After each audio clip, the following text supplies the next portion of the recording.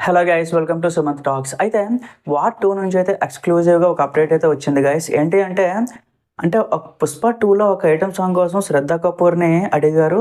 So తర్వాత కొన్ని reasons వల్ల ఆవిడ సెట్ అవ్వలేదు అని చెప్పి అప్పుడులో ఒక మనకి న్యూస్ ఒకటి వచ్చిందనమాట. సో ఎందుకు ఆవిడ నో చెప్పింది అంటే వార్ 2లో ఆవిడకి ఛాన్స్ వచ్చిందనమాట. సో దానికి ఇచ్చే డేట్స్ పుష్ప 2కి సెట్ అవ్వలేదు. అందుకని చెప్పి ఆయన పుష్ప 2 ఆఫర్ని అయితే ఆవిడ రిజెక్ట్ చేసిందనమాట. ఇప్పుడు వార్ 2లో ఆల్రెడీ ఆవిడ ఒక స్పెషల్ సాంగ్ చేస్తుంది. మన తారక్ గారితోని, హృతిక్ రోషన్ ఇద్దరితో కాంబినేషన్ ఉంటదనమాట ఆ సాంగ్. సో చాలా అంటే ఎక్కువ మంది డాన్సర్లు మంచి సెట్ వేసి ఇవన్నీ కూడా డిజైన్ చేసి ప్లాన్ చేస్తున్నారనమాట. సో ఆ సాంగ్ కూడా చాలా బాగా వచ్చిందని చెప్పి న్యూస్ కూడా ఉంది. అంటే పుష్ప 2 ఆఫర్‌ని నో చెప్పింది. వార్ 2కి యాక్సెప్ట్ చేసిందంటే వార్ 2 సినిమా అంటే బాలీవుడ్‌లో కంపేర్ చేసుకుంటే చాలా ఎక్కువనమాట. ఎందుకంటే వార్ 2కి కనెక్ట్ అయ్యే చాలా సినిమాలున్నాయి. మీ అందరికి తెలిసే ఉంటది. అదొక మల్టీవర్స్ అనమాట. యూనివర్స్ అని చెప్తారు. 'షారుఖ్ ఖాన్' గారు, 'సల్మాన్ ఖాన్' అలాగే మనకిప్పుడు 'హృతిక్ రోషన్' ఇప్పుడు రీసెంట్‌గా మన 'తారక్ అన్న' సో ఈళ్ళందరూ కూడా ఒకే ప్రాజెక్టు అంటే ఒకే కాన్సెప్ట్ ఓరియెంటెడ్ ప్రాజెక్ట్‌లో వాళ్ళు పనిచేస్తున్నారంటే ఆ సినిమాకుండే హైప్ అనేది చాలా ఎక్కువ.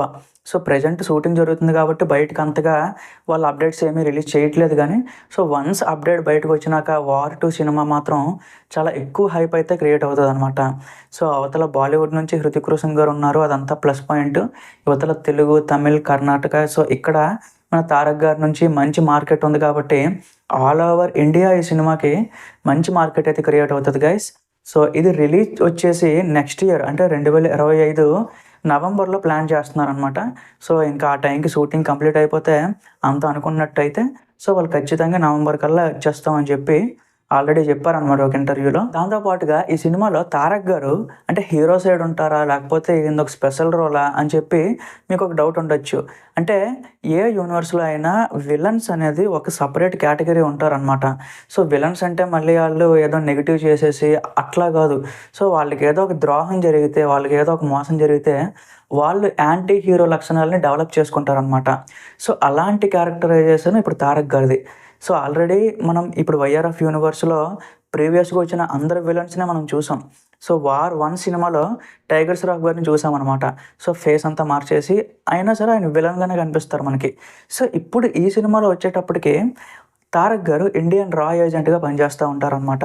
సో అతనికి ఇప్పుడు ఇండియన్ గవర్నమెంట్ ఎలా మోసం చేసింది? ఎక్కడ ఏ మిస్‌అండర్‌స్టాండింగ్ జరిగింది? 'హృతిక్ రోషన్‌కి ఆయనకి మధ్యన ఏం గొడవ జరిగింది? ఏదో డిస్టర్బెన్స్ వచ్చింది అని చెప్పి వాళ్ళిద్దరూ విడిపోతారనమాట. సో విడిపోయిన తర్వాత వాళ్ళు ఏంటి మళ్ళీ ఎలా ఫైట్ బ్యాక్ చేసుకున్నారు? ఎలా కలుసుకున్నారు?